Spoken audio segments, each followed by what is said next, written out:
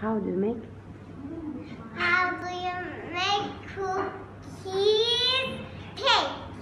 We We need need milk, cream, chocolate sauce, and cookies. make cream. Make bread.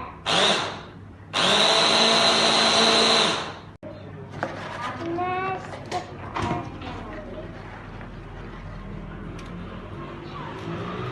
cookies.